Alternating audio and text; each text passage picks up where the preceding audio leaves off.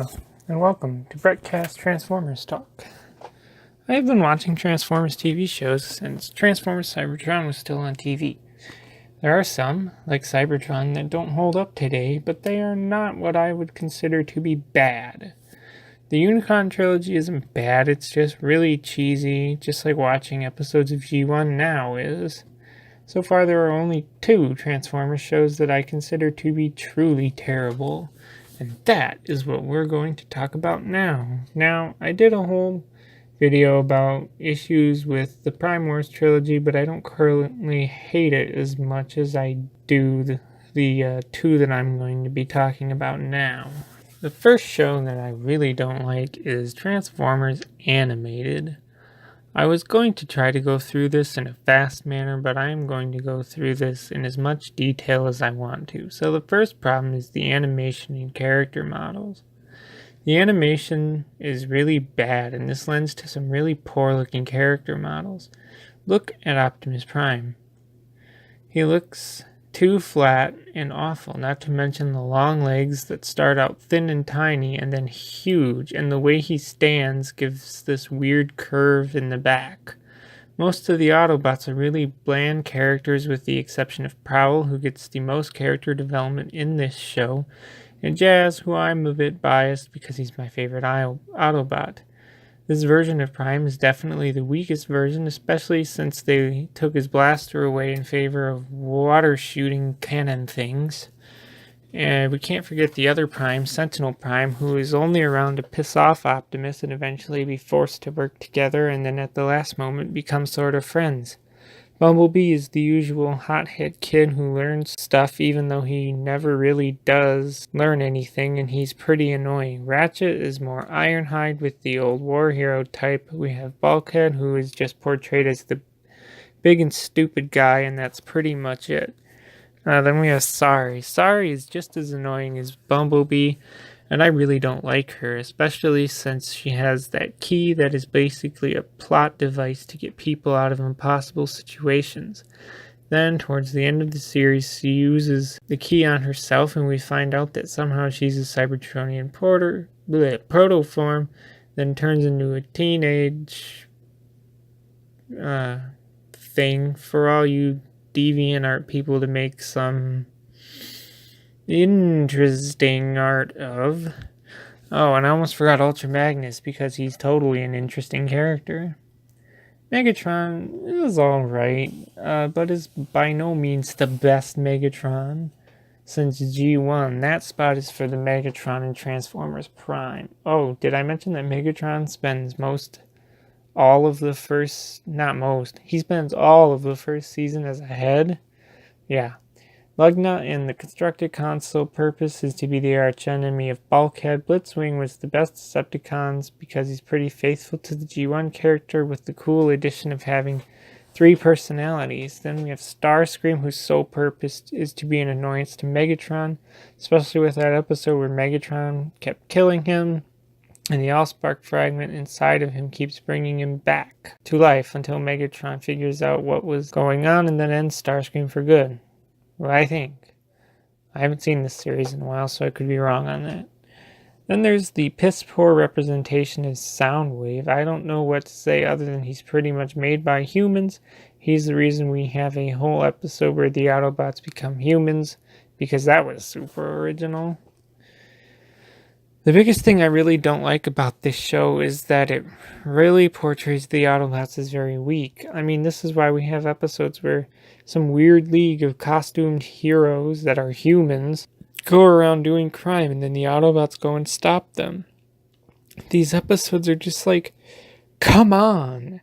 There's no way a human or group of humans can beat a giant alien robot.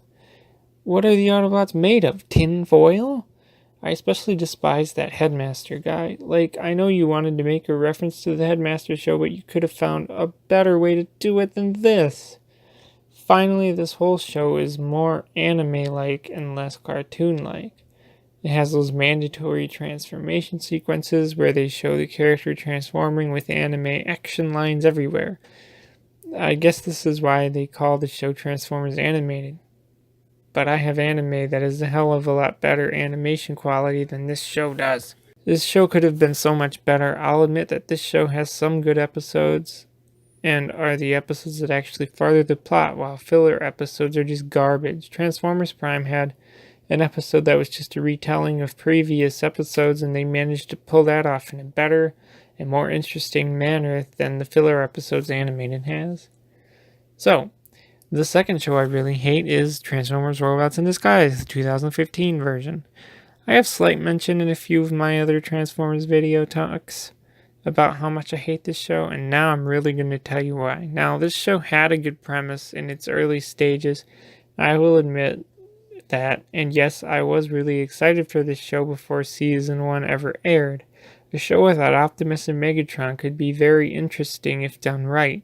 First, the animation quality is alright, but not the best, and nothing that could ever compare to the animation quality in Transformers Prime. This also makes the character models look halfway decent. At the time, I didn't mind that the show's main character is Bumblebee. Now, after 5 movies where Bumblebee may not be the main character, but it still gets most of the screen time, is the thing. I am tired of Bumblebee being the focus. And with all the pre-image of the Cyberverse show, Hasbro is continuing with this. Anyway, yes, I am now tired of Bumblebee being the main focus of most of the Transformers stuff now, with the exception of the Prime Wars trilogy, since he's not even in it. And yet we still have one more to go. Now, back to RID.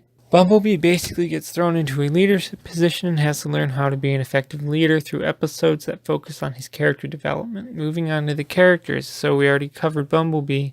Let's go on to Strong Arm. She was Bee's partner on Cybertron, so her whole thing is that she is the in-training person and knows very little about how to do anything. She's also very annoying. There's Sideswipe, who is the hothead kid who doesn't like to be with anyone or have to be a part of a team, but is forced to get along with the others and be a part of the team. There's Grimlock, who starts off as a Decepticon for some reason and just decides to become an Autobot. His purpose is, well, to be the animated Bulkhead. He's big and dumb and does a lot of stupid stuff. This show's best character is clearly Drift. I use best as a loose term for most tolerable character in this show. Almost forgot about Windblade. I don't like her in this show, and she's far better in the Prime Wars trilogy. Now, there are too many one-off Decepticons, or just cons in general, that I've forgotten their names, but the whole issue I have is that every single con is based on some kind of animal. And sure, that can be cool to an extent to have one or two, but a lot of them is way too much. The characters then in the final season get a lot worse because now everyone is a combiner with stupid names like Ultra Bee, where you break the combiner formula and just make one bot be both of the legs. But I'll get into this later. One of the things that really plagued this series is that this series has to incorporate the gimmicks of the toys into the show. The Combiner Force thing is a perfect example. I don't think Hasbro realizes that things like that go into toys are not something that work in a show. I know it's kind of advertising, but still, you really should refrain from doing this. The other thing with Combiner Force is that there was only ever one important bot out of all the other bots that make up the Combiner. They take one bot with a name that is important, like Cyclonus, put him with 2 similar bots for the arms and another 2 similar bots for the legs who have names that you've never heard of. Hasbro should never have done this in the first place. The episodes that this show has can be a problem too. It's got its filler episodes that are right up there with the filler episodes in Animated, but that's not the problem because they don't have an episode where the Autobots get beat by humans. This show's filler episodes are still complete crap. But there is something worse here. The character development episodes are the bigger issue. What happens is they have separate episodes where the characters have to go through some kind of scenario and come out having learned something and then be better off in the show for learning the lesson. The problem is that, 1, these learned lessons often seem forced, and 2, in the next episode, those lessons will often be forgotten It makes that whole episode seem pointless. Even animated never did anything like this, not once. But can you expect people to care about these characters if they don't remember the lessons they're supposed to learn? But my favorite arc of the whole show is definitely the Megatronus arc. I will say it was kind of neat that they brought back characters from Transformers Prime like Ratchet and Soundwave, even though they were not as good as they were in Prime. And the last thing I wanted to touch upon is that they should have left Optimus Prime out of the show. Okay. I don't know how many times that comes to my mind first when I have to think of this show. Hasbro had the idea of a show without Prime and Megatron sold to people, and I don't get their thinking when they did it. This doesn't actually add anything to the show, since once Optimus lets B still be in charge of the Autobots, and Prime as a character never really develops or does anything besides aiding B and the bots and sometimes offering B some advice on being a better leader. I know they got Peter Cullen to be Prime, but how much did they pay him to be in this awful show? Why, Hasbro, why the hell did you do this?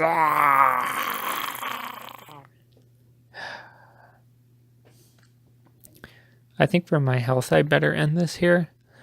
There are, in my opinion, the two Transformers shows that I truly hate the most. If you want to add to the conversation, leave a comment below. As always, thanks for listening, and goodbye.